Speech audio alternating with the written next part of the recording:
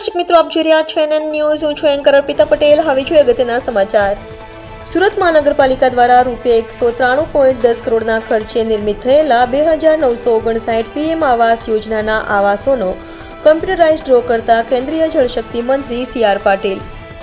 જરૂરિયાતમંદ નાગરિકોને PM આવાસ યોજના અંતર્ગત પારદર્શક રીતે ઘરનું ઘર મળે એ કેન્દ્ર રાજ્ય સરકારનું ધ્યેય. કેન્દ્ર સરકાર દ્વારા છેલ્લા 10 વર્ષમાં યોજનાકીય સહાયથી 25 કરોડ લોકોને ગરીબી રેખામાંથી બહાર લાવવાનું ભગીરથ કાર્ય કર્યું છે, એવું કેન્દ્રીય જળશક્તિ મંત્રી શ્રી CR પાટીલે કહ્યું હતું.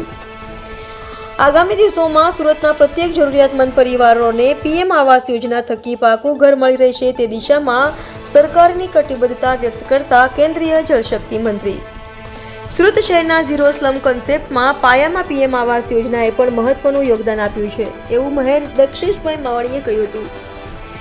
NN news Surat. દર્શક મિત્રો, NN ન્યૂઝને લાઇક, શેર, સब्सक्राइब करो, बेल आइकन प्रेस करो જેથી આપને नोटिफिकेशंस મળતી રહે. माननीय प्रधानमंत्री श्री ने पूरे भारत देश में शहरी गरीबों के लिए प्रधानमंत्री आवास योजना का अमल किया है.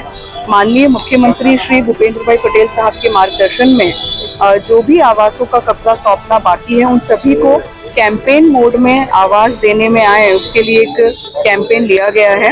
आज माननीय केंद्रीय मंत्री श्री CR पाटिल साहब के हस्ते 2959 आवासों का ड्रॉ करने में आया है. 193 करोड़ के आवासों का ड्रॉ करने में आया है. सभी सुविधाओं से युक्त प्रधानमंत्री आवास योजना का लाभ आज 2959 लाभार्थियों को मिला है.